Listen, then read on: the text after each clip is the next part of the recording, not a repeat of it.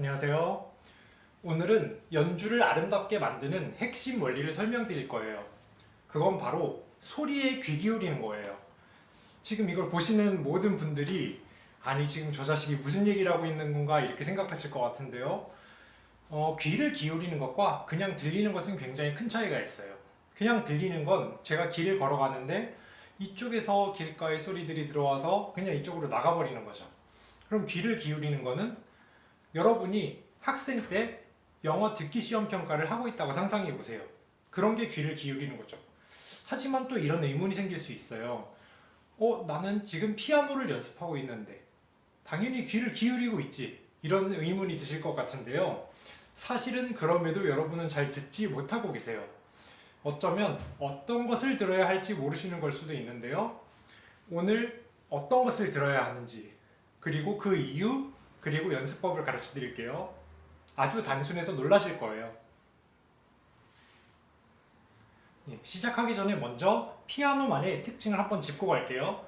그건 바로 소리가 아주 빨리 작아진다는 거예요. 현악기나 관악기는 한 음이 같은 음량을 유지할 수 있고 심지어 커질 수도 있죠. 하지만 피아노에서는 불가능해요. 무조건 작아지죠. 중요한 건 생각보다 빨리 소리가 작아진다는 거예요. 이렇게 큰 소리도 순식간에 작아지죠. 그래서 정확한 디크레션도를 하려면 소리가 얼마나 작아지는지 귀 기울이다가 줄어든 음량에 맞춰서 치면 돼요. 소리가 작아지는 걸 듣고 줄어든 음량에 맞춰서. 오늘 강의는 이게 답니다.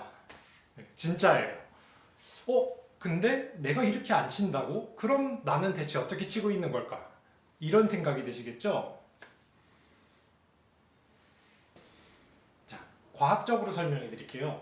갑자기 그래프가 나와서 너무 무서우시다고요? 걱정 마세요. 저는 지금 덧셈도 계산기가 필요한 사람이에요.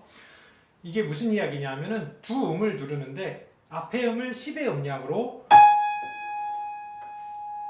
이때 뒤의 음을 2의 음량으로 이렇게 쳤을 때 정확한 디크레션도가 된다고 가정하는 거예요. 가장 이상적인 디크레션도 10, 2 이렇게 가정을 하고, 모든 사람이 뒤를 2로 치고 싶어 해요. 예를 들면. 그런데 실제 연주에서는 뒤의 음을 2로 치려고 했는데 그렇게 준비를 했는데 실제로는 7, 8 이렇게 치는 분이 더 많아요. 많은 정도가 아니라 대부분이 그렇죠. 왜 그럴까요? 아까 앞에서 10으로 눌렀으니까 여기쯤에서 두 번째 음을 7 정도로 누르면 디크리션도가 되겠지. 이렇게 생각하는 거예요. 10, 7. 즉 소리의 변화를 듣고 맞춘 게 아니라 손가락의 변화로만 친 거예요. 그래프에서 두 번째 음을 7로 쳤으면 분명 처음 10보다 약하게 친 건 맞죠. 그런데 하지만 첫 음의 음량은 이미 10에서 줄어서 2까지 와 있어요. 이때 7이 딱 나면 어떻게 될까요? 그렇죠. 연결된 게 아니라 오히려 더 큰 소리로 느껴져요. 그래서 더 작게 치려고 나는 했는데 더 작게 친다고 쳤는데 반대로 더 크게 들리는 문제가 생기는 거예요. 실제 예시로 보여드릴게요. 이 악보가 디크레션도가 안 되는 가장 전형적인 예시예요. 제가 표시한 음들은 바로 앞에 음들보다 소리가 작아야 되는데요. 보통 이렇게 치세요.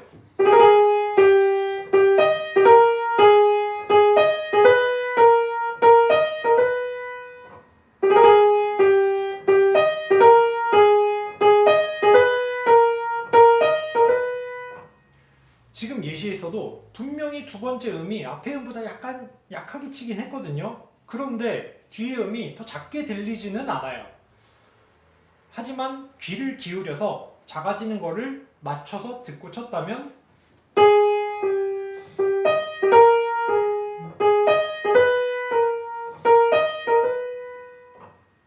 어떤가요?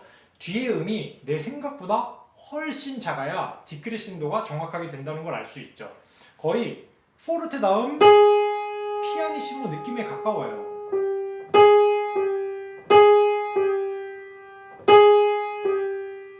여기 또 마찬가지고요.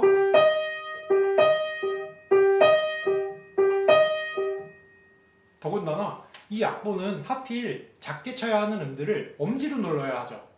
엄지가 워낙 힘이 세니까 오히려 내가 작게 치려고 한 음들이 더 커지는 분이 많아요.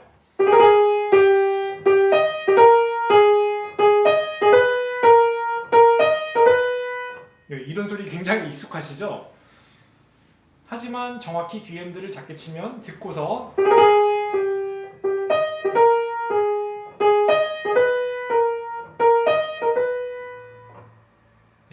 연습은 어떻게 할까요? 너무 황당하리라 만치 간단한데요. 앞에 음을 누르고 뒤에 음에서 힘을 푸세요. 힘을 이때 조절해서 뒤에 음을 조절해서 작게 쳐야지 이렇게 생각하시면 굉장히 위험해요.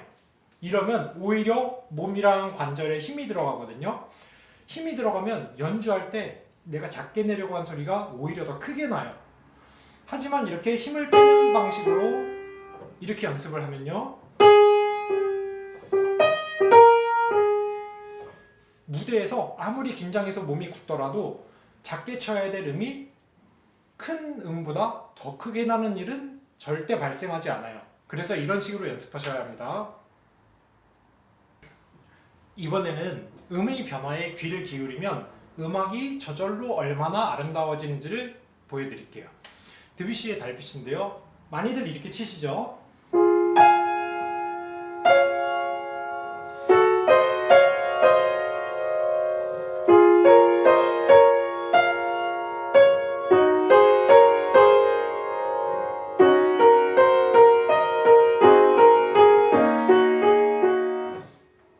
이번에는 앞에 소리 변화를 듣고 작아지는 거를 듣고서 빨간 음을 잘 맞춰줄 거예요. 듣고 맞추고, 듣고 맞추고.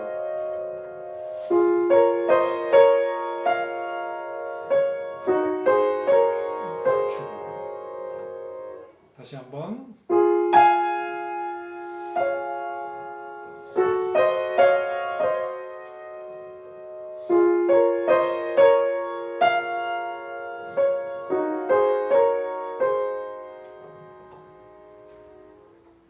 어떤가요? 소리가 굉장히 매끄러워지고 음악이 굉장히 아름다워지죠.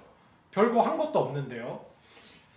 왜 어째서 수많은 대가들이 음이랑 음이 아닌 음과 음의 사이를 들으라고 했는지 이제 이해가 가시나요? 자, 여러분이 여기서 한 발자국 더 높은 레벨까지 가시고 싶으시다면요, 한 음을 가지고도 고민을 하셔야 돼요. 아까 앞에서 C 그 다음에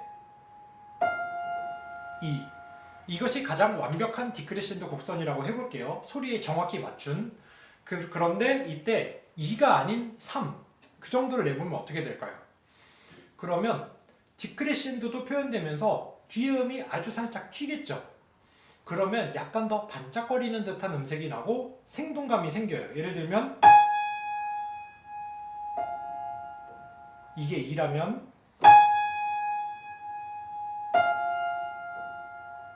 디크레센도는 들리지만 조금 더 반짝거리는 느낌이 나죠. 그래서 내가 원하는 느낌에 따라서 정도를 조절하는 거예요. 나는 달빛의 반짝임을 조금 더 표현하고 싶어. 그럼 약간 더 내는 거죠. 3 정도로.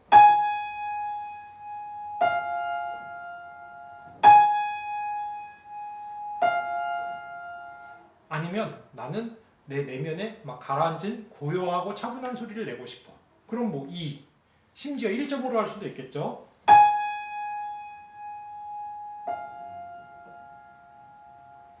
이렇게 한 부분을 반복하면서 내가 원하는 소리가 무엇인지 이것을 계속 찾는 거예요. 2, 2.5, 3 사람마다 원하는 소리가 다를 거예요. 이런 작업을 많이 해야 아주 뚜렷한 그런 좋은 연주가 나올 수 있어요. 자, 마무리 정리를 해볼게요. 피아노 소리는 정말 빨리 작아진다. 그래서 손가락으로만 조절하면 원하지 않는 소리가 나오기가 쉽다. 그래서 음과 음 사이의 변화를 귀 기울여서 들여야 한다. 이때 작게 눌러야 하는 음은 작게 치려고 이렇게 긴장하는 것이 아니라 힘을 빼는 방식으로 연습해야 한다. 그래야 무대에서 긴장한 상태에서도 정확한 연주를 할 수 있다. 네, 도움이 되었으면 좋겠습니다. 감사합니다.